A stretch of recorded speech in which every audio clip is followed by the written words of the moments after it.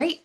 So today we are going to go over a few different changes that are happening, as well as when are those changes taking effect. So we're going to discuss the web app authorized user form, the misrepresentation policy that we have developed, the different reservations types and our policies surrounding determination of what type your request is.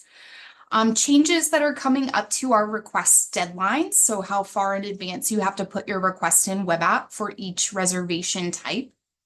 Our cancellation deadlines will be changing. There is also a reservation checkout form policy that will be formalized. You are probably, if you've had an event with us in the last 6 months, you may be familiar. We've been piloting this process, so we're excited to put it into our policy formally. We also have a update to our no-show policy and definition. There will be some changes to the meeting time block policy and structure. And then finally, effective with fall 2026 reservations, we are instituting some event maximums. So we will go over what each of these things mean. So first, it might be confusing, but to kind of keep track of what is effective now versus in the future. So this slide should really help you keep track of when these changes are taking effect. So right now, we've already started using the new web app authorized user form. If you are a organizational leader or president and you've submitted an account request recently, you're familiar with this, but we will go over it. Our misrepresentation policy and then our reservation type definitions, these policy updates are all effective immediately.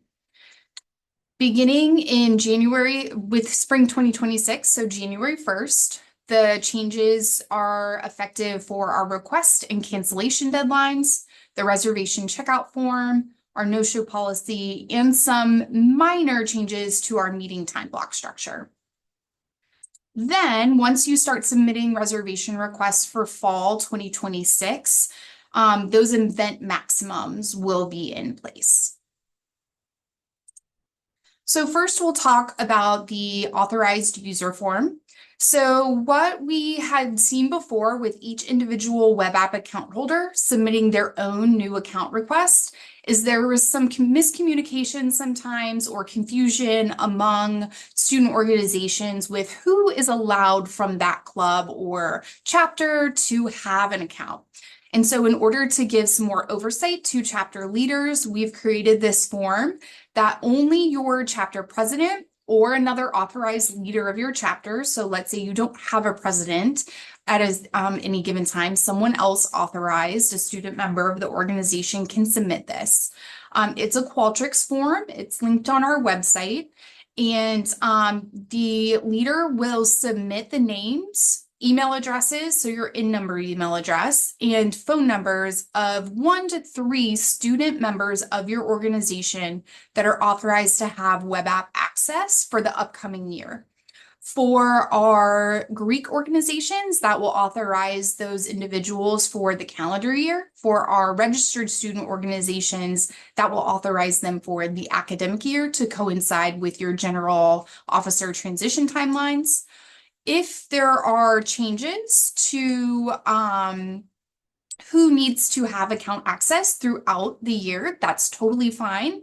You'll just make sure your president resubmits this form with who your 1 to 3 account holders are and lets us know who can be removed from accesses. This link here will take you directly to the survey, but as I said, if you go to our reservations webpage, you can find this survey as well. And we will, of course, share this PowerPoint out with you all afterwards, so you can access the link directly through this slide if you would like to.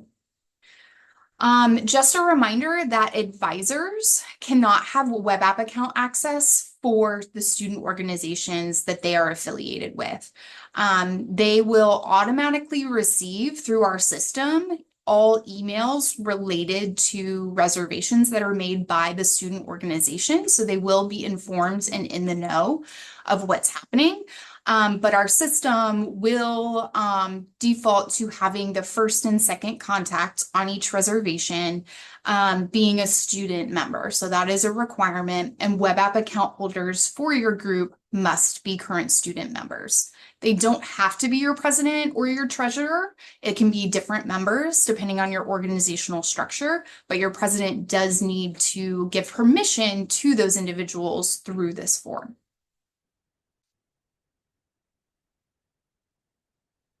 So next we will discuss the misrepresentation policy. So unfortunately, we have had to come up with this policy due to actual policy violations that have happened in recent semesters. And so we want to make sure that all of the student organizations are crystal clear on what is misrepresentation through the student union, what kinds of behaviors will qualify as misrepresentation when it comes to reservations, and what are the penalties for that occurring. So our definition in our policies and procedures manual is falsifying or omitting reservation details such as, but not limited to, who is the true host of the reservation, any sponsors that are involved, so who may be paying for the reservation costs if there are any, or any elements related to the event or meeting, the purpose of the meeting, the agenda that you have planned, any activities that are involved, any vendors, so third-party vendors, maybe they're providing decorations or food or some other element, guest speakers, the head count and the audience who is attending, your food and beverage plans, whether alcohol is involved, if there is a profit motive, as our activity and service fee funding guidelines stipulate, student organization reservations are normally free of cost unless there is a profit motive. And so that's why this is critical to disclose. Decorations that you have planned, you'll need to make sure you are putting that in your web app request, or if it's something that is determined and finalized later on, you're emailing your event coordinator with any updates so that your plans can be approved. Any equipment that you're going to be bringing. I know a lot of you like to bring your own tent or tables or different things to especially outdoor reservations. Make sure you disclose all of that to your event coordinator.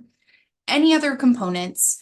And then just as a side note, if you're providing misleading, maybe it's not knowingly, or maybe it's not intentionally lying about what's happening. But if you're providing any misleading or inaccurate information, that is misrepresentation.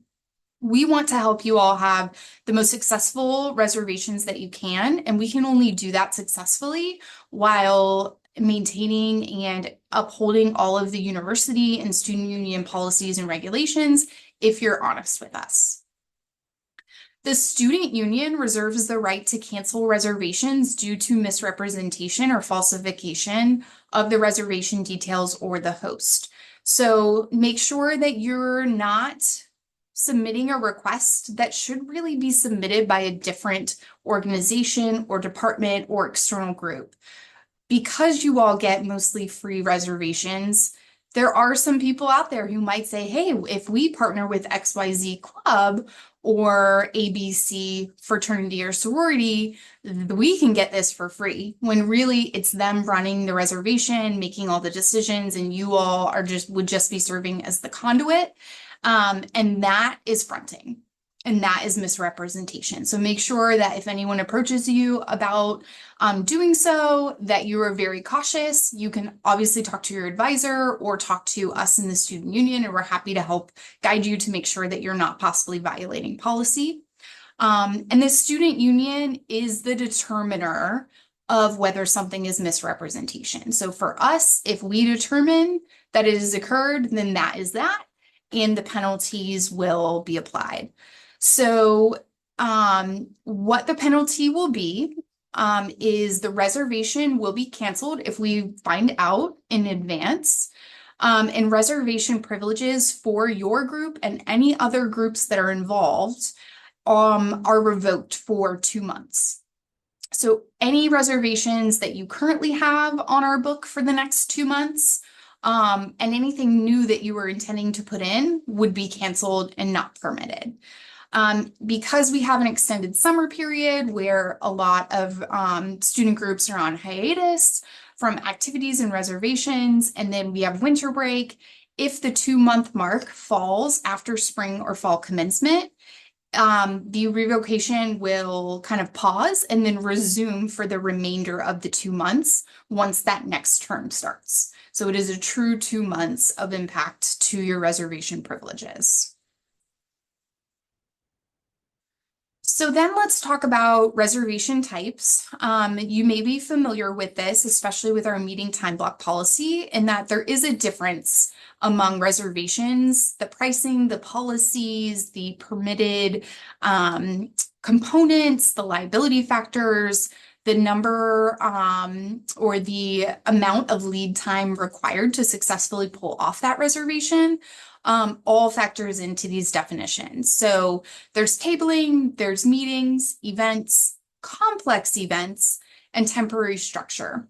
I won't go into the definitions, but those are available in our reservations policies on our website. So feel free to reference that, and there will be a link at the end of this presentation to our reservations policies. But that is very in-depth about what each of these types of reservations entail to help guide you to know what you should submit and what reservation template and web app you should use, how far in advance you need to request it, etc.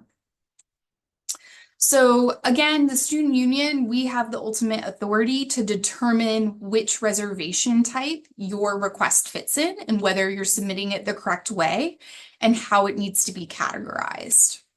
So we evaluate every single request that comes through. There's different layers and phases of our evaluation process.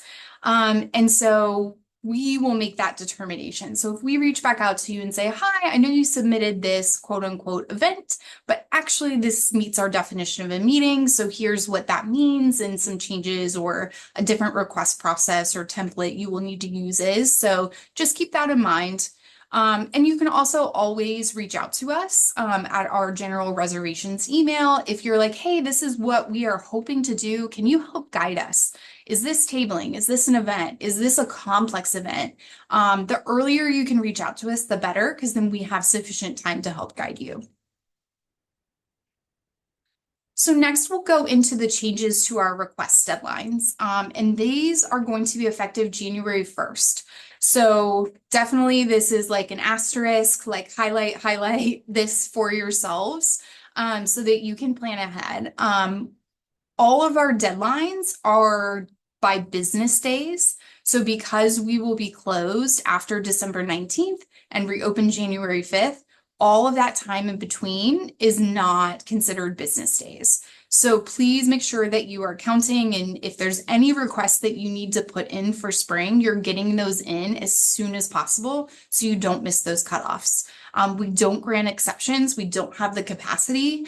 And sometimes it's not even a capacity issue. It's that we have to apply our practices and policies equitably across all organizations. So we can't grant exceptions to these deadlines. So currently, here's what our deadlines are. For tabling in small meeting rooms, 3 business days in advance. The medium meeting rooms, ballroom, amphitheater, events on the green, the Union Lawn and Osprey Plaza, 6 business days in advance. Then we get into, there's some nuance currently to what I have just gone over in the above 2 bullets, that if there's sound involved outdoors, work orders, complex diagrams, you'd like to use the catering prep space, or the setup is very technical or audiovisual heavy, 15 business days. But what we've realized is that you all, as the requester, may not always know which types of reservations and activities mean something needs to be requested 15 rather than 6 business days in advance. We, effective January 1st, we are going to kind of consolidate and make the request deadlines simpler. So tabling, we are moving that out to 5 business days in advance. The reason is 3 business days is just very challenging for our team to keep up with when multiple requests, especially at the beginning of each semester, start coming in all at once. It's a lot to manage. So we're going to ask for more notice. Then we're going to say any use of the small, the mediums, or any meeting time block space, so weekday evenings in fall and spring, 10 business days in advance. So that is 2 weeks out, so keep that in mind. It doesn't matter whether there are work orders involved in the smaller medium rooms, technical setups, complex diagrams, you want the catering prep space. You don't have to worry about whether that's a factor anymore. It will just be rolled into the 10. Or if you're using the ballroom, amphitheater, the green for an event, Union Lawn or Osprey Plaza, then we're looking at 20 business days in advance. So as you're creating your calendars for spring and for next fall, please work this into your planning timelines so that you make sure that the person responsible for submitting the request is doing so far enough out. Again, we can't grant exceptions to the deadlines, so we will be very firm about that. So 20 business days in advance, about 4 weeks, give or take, depending on if there's any university closures in there, to request an event. Our complex events, if it meets the definition, that's not going to change. It's still 45 business days in advance. Complex events can involve things like walks, 5Ks, road closures, just major events. And again, you can look in our policies and procedures online for the specific definition of complex event if you're not sure. So next, our cancellation deadlines. Those are also changing effective January 1st. So currently, the cancellation deadline for tablings, meetings, and normal events is noon on the business day prior to the reservation date. That, again, is a very short window for our staff to then stop whatever they're working on and then cancel your reservation, issue a refund if needed, reach out to physical facilities, UPD, anyone else that may have been involved in your reservation and update them. And then complex events, we are currently requiring 2 business days prior to cancel.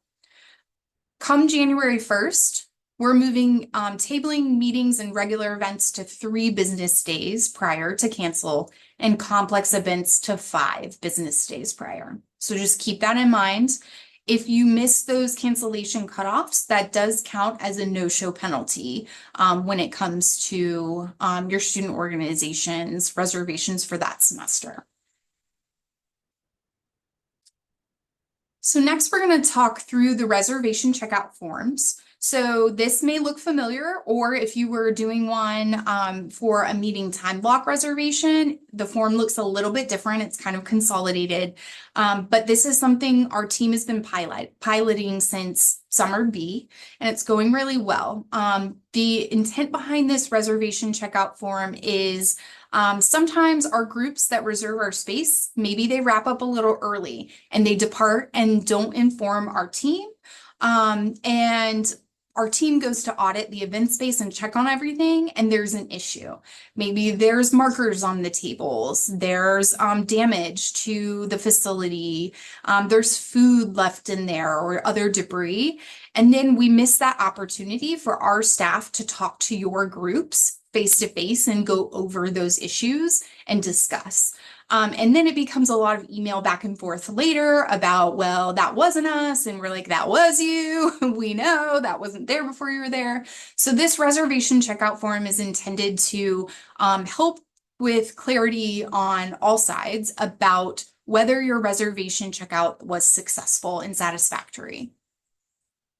So effective January 1, it will be a requirement for you to complete the reservation checkout form with a member of our staff prior to you departing from the reservation. So if you are wrapping up early, totally fine. Just give us a call at the 620-5398 number that's posted everywhere in the facility and let us know so that our staff can then come and meet with you and do that checkout process. Our professional staff then review those forms the next day, and they will then follow up if there are any outstanding issues or maybe there were damages that then we need to invoice you for. If you fail to complete the checkout form, it will count as a no-show. And I'll go over this next, but our no-show policies are changing due to this addition to the definition of a no-show. So arriving more than 30 minutes late is a no-show. Canceling late after the deadline, just actually no-showing and not letting us know, or checking in for a reservation and then departing in order to try to avoid a no-show. Those are all no-shows. We find out, we know if you check in and then you're not there 10 minutes later, we know our staff is constantly doing rounds of the facility and checking on everything.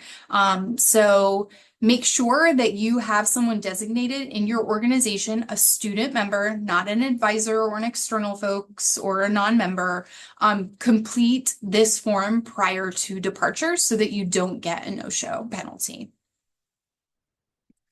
When you check in for your reservations, a staff member should be there to, one, let you into the room, and two, show you the reservation checkout form for your event or meeting and go over with you the expectations, which are listed on the form.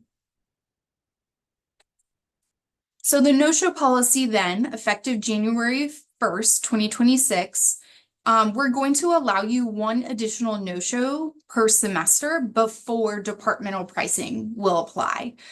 We realize we're expanding that definition of no-show, so we feel like it's only fair to then give you one additional chance to before department pricing then kicks in. So you'll get a warning email after your first and second no-show in a single semester. That will generally, as so far, come from Courtney. Sometimes it takes us a few days to get through if it's a high volume time and give you that warning email, but we do track every single no-show. And then if you receive a third no-show in a single semester, student pricing will be withdrawn for your organization for the remainder of the semester, and any additional reservations you have will be charged the university department rental rates. So it's really, really important that you don't no-show and you plan ahead, but we do give you some grace by allowing you 2 no-shows without penalty. So next we'll go into meeting time blocks. As far as definitions, we will kind of remind you right now of meetings versus events because that is very important to know whether you have to reserve using a meeting block reservation template. So meetings, I won't read through all of these, but these are this definition is generally staying the same. And then events, we have added karaoke. We are getting a lot of requests for karaoke events or karaoke at your meetings. That because of the noise intrusion and that karaoke and amplified sound and instruments aren't permitted in the small and medium meeting rooms, karaoke really needs to be classified as an event so that we are not negatively impacting other reservations occurring simultaneously.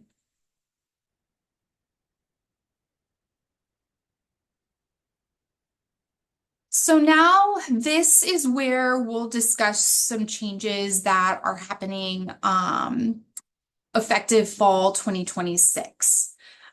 So we know that there are student organizations that have membership that is over what our medium meeting rooms can hold. We recognize that all this time since we debuted the meeting time block policy last spring. We have allowed for you to request exceptions if that is the case for you to use the ballroom so that you can have a space that will accommodate your group. So what we are excited to announce is that we will be formalizing the availability of the larger spaces. Right now, that's the ballroom for groups that are larger. So the changes are highlighted here in red. And mainly what's happening is that on Monday evenings during fall and spring, the half of the ballroom will be available to meeting time blocks. So there will be 2 meeting time blocks that are each 2 hours long in ballroom C and D. those individual sections of the ballroom will only be available to groups that have more than 58 attendees.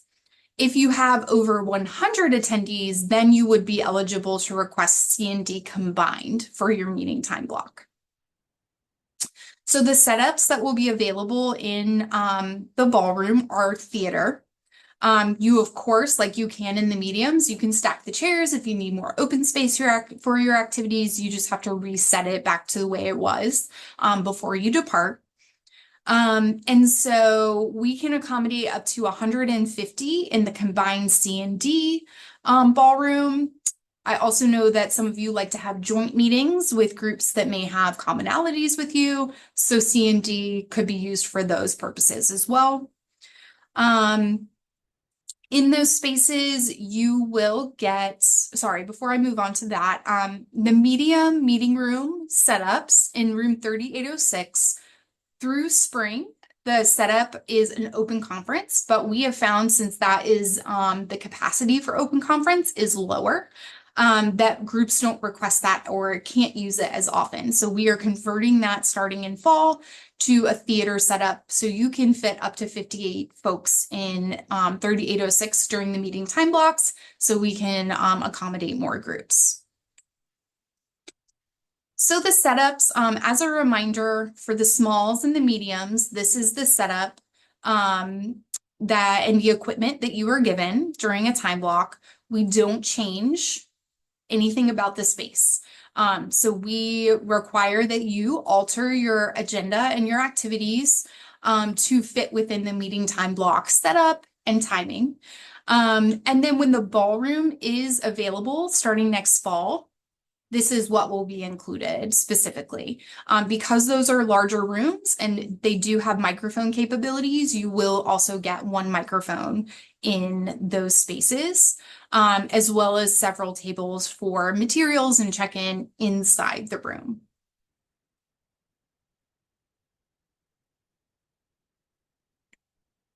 So lastly, we'll talk about the event maximums. So we wanted to let everyone know about this as far in advance as possible because I know some of you, especially our Greek organizations, plan very far out. You have a lot of requirements to meet, and it's important that you can map out your semester calendar in advance and get that approved.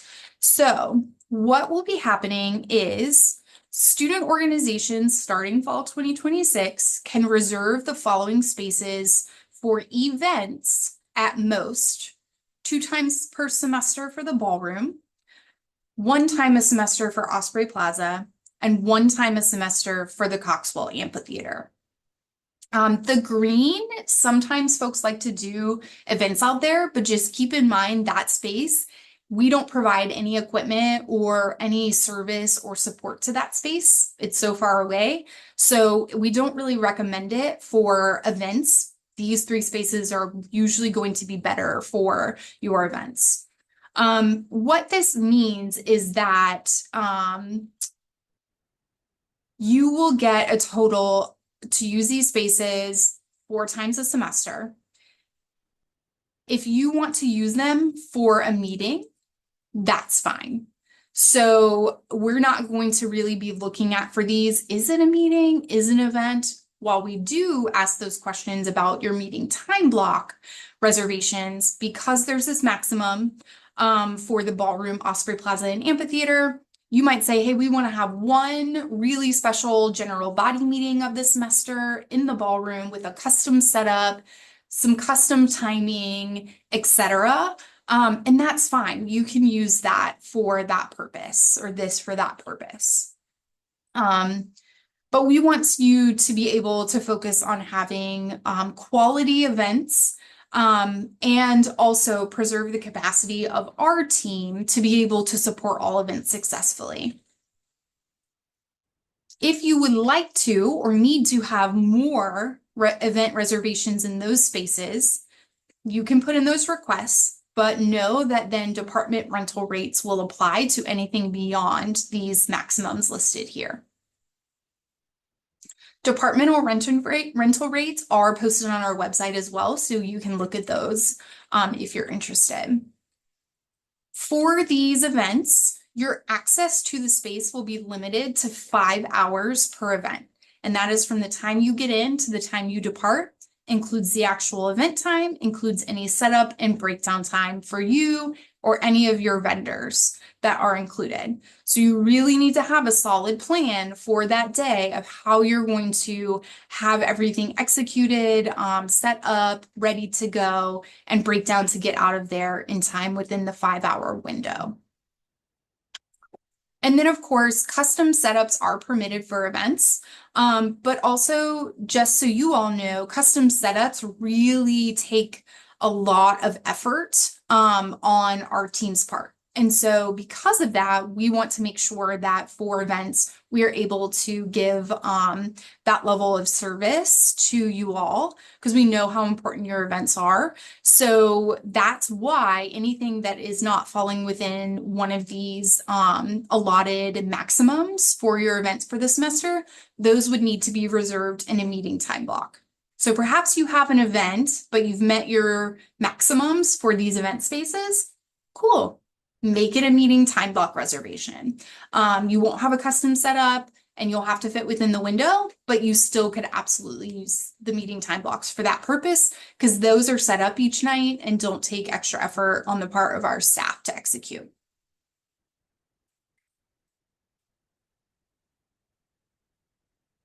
So that is all of the changes that are coming up. So I did want to link for you what are your resources that you can refer to.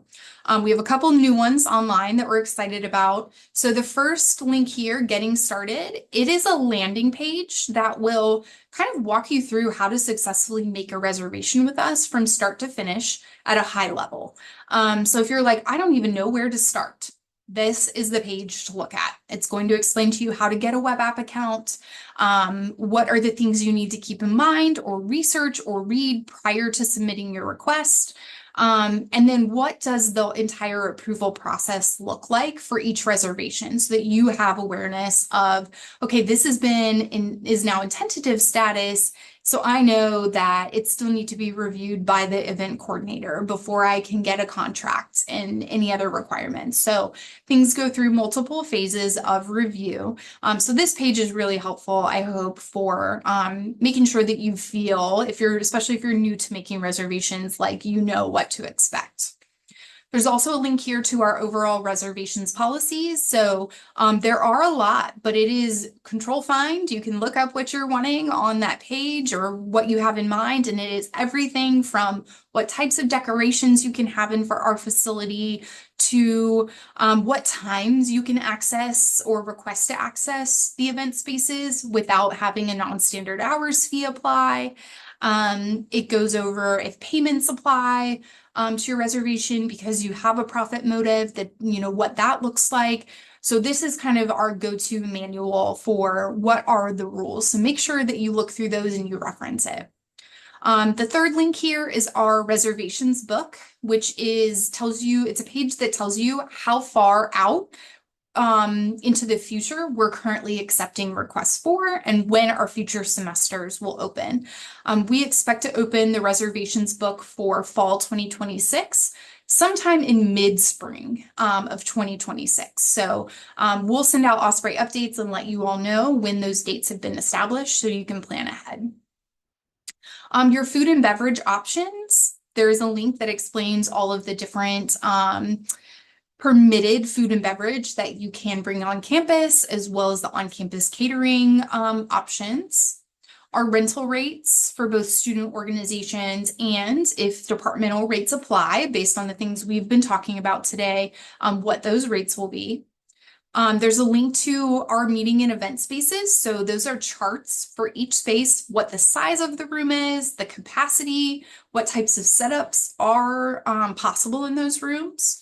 And then also brand new is our photo gallery. So there's a photo of each of our event spaces. So if you're like, I don't know whether it's 3806 or 3601, I'm looking for, that can be really helpful for you to take a look at the spaces. And then in terms of web app, we have a link to, again, to that authorized web app user form that your president will need to submit.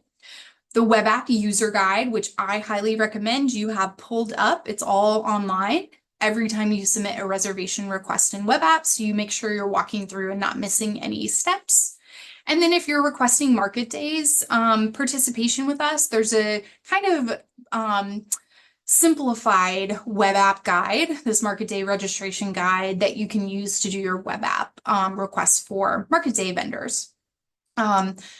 And then, of course, if you're looking through those things and you don't find what you need or you need some assistance, reach out to our office. You can walk in Monday through Friday, 8 to 5, or give us a call. Our phones are answered during that time. Keep in mind, if you did want to meet with an event coordinator, you will need to email us and request that meeting ahead of time so they can make sure that they can plan for that. We don't accept walk-in requests for meetings or facility or events-based tours for that matter. Those you'll need to email us and get something scheduled in advance. But we're happy to set those up for you or with you. If you do reach out to us, one of our event coordinators can do that with you. So that's all of the information we have today. So if you do have any questions, we'll hang around. You can drop those in the chat and we will answer them.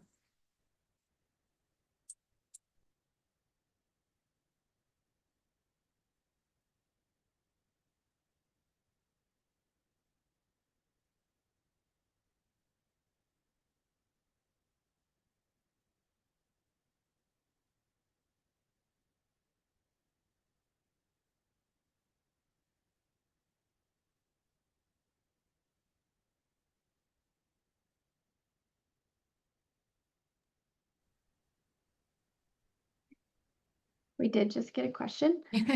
While you're thinking, Courtney is the event coordinator right now for all of our student organizations. So she is a face and a name you will want to know, and I'll let her introduce herself if you haven't met her. Hi, I'm Courtney Henderson. I am the current senior coordinator for RSOs and Greek Life, as well as student government and all of the branches and agencies. I also oversee market days reservations. So, and I'm sure if you've placed reservations, you've gotten some emails from me. So, whether that's confirmation or something else. We did get a question, Heather. I have someone asking about the space in front of the library, about it being permanent. Is it permanently closed as a rental space or temporary because of construction? Great question. So we were recently informed that the space in front of the library is a fire lane. And so I think that was information that once we were made aware of, we had to make a decision based on safety and what is possible there to suspend reservations at the library walkway. At this time, we don't have a clear answer on whether they will be available again in the future. I think there's a lot of questions and folks that need to have conversations about what is the best way, if it's possible, to accommodate library walkway tabling again. What would that look like? But when we have updates or something changes, we'll be sure to let everyone know. I know that's a popular spot, but if a fire were to happen on campus, that is a primary fire lane and a vehicle would need to be able to get through there easily and quickly. And I also know folks like to bring tents out to that space. So as alternatives, we have Peace Plaza, the Green, the Boardwalk, and Osprey Plaza for tabling. So you can definitely request those spaces.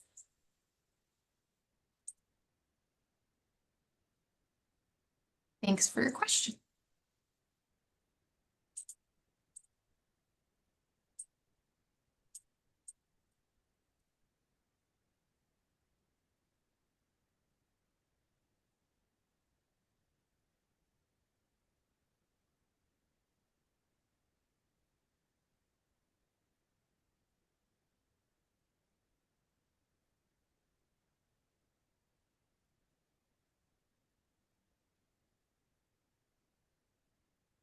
Got one more.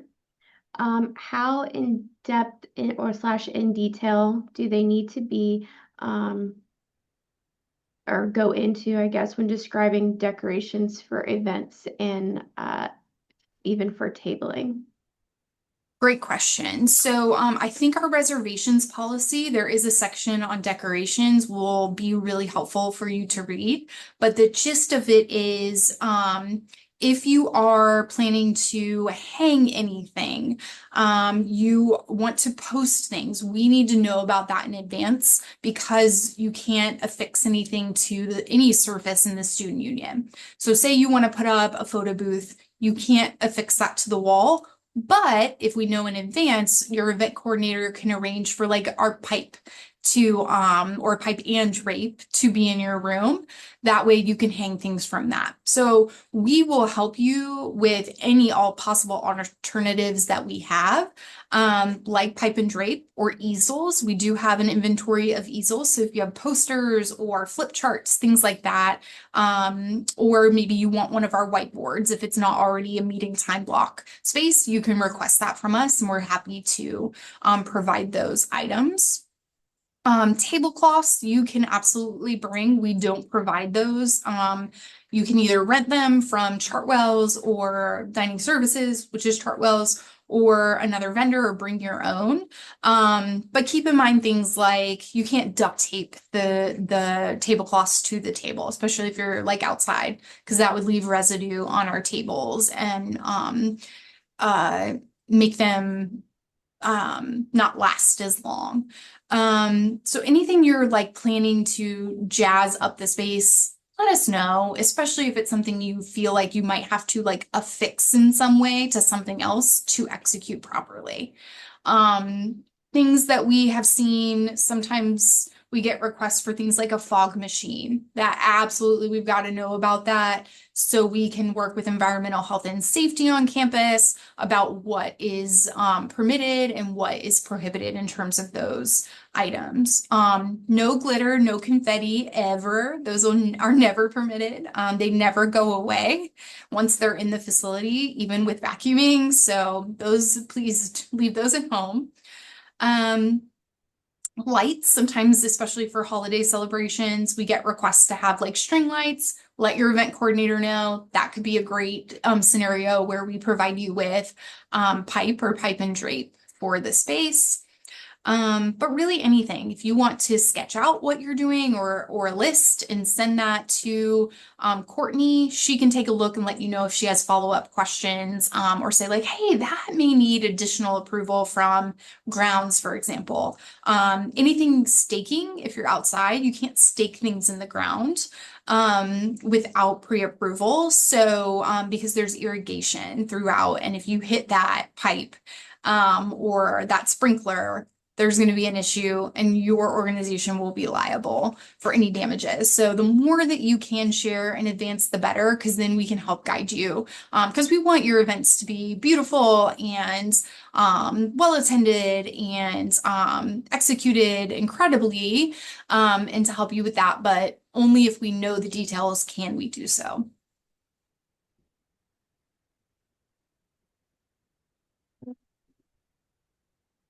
Can you book a ballroom or event space overnight the day prior to your event date to allocate time for setup, or would that count as two reservations?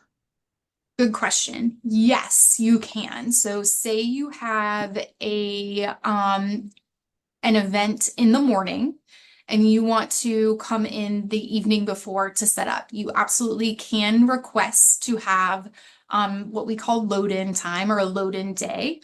Um, it will depend on whether the space is available during the time that you would like to load in.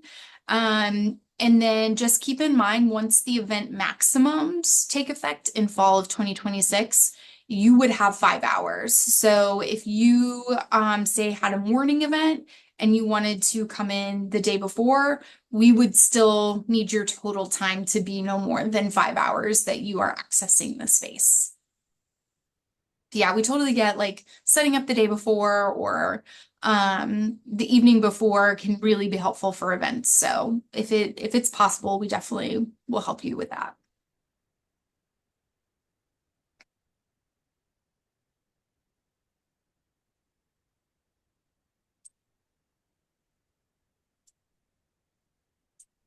A couple more minutes for some questions, if anybody else has anything.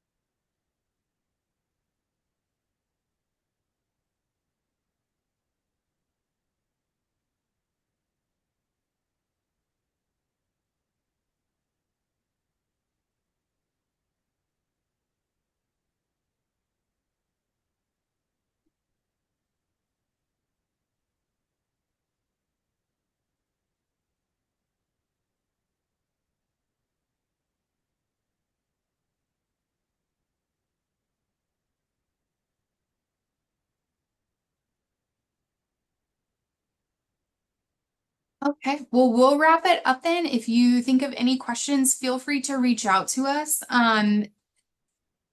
Emailing su.reservations@unf.edu. That's the best place to go to first, and then it will get routed to the appropriate person or responded to by our guest services assistants if it's something they're trained to discuss.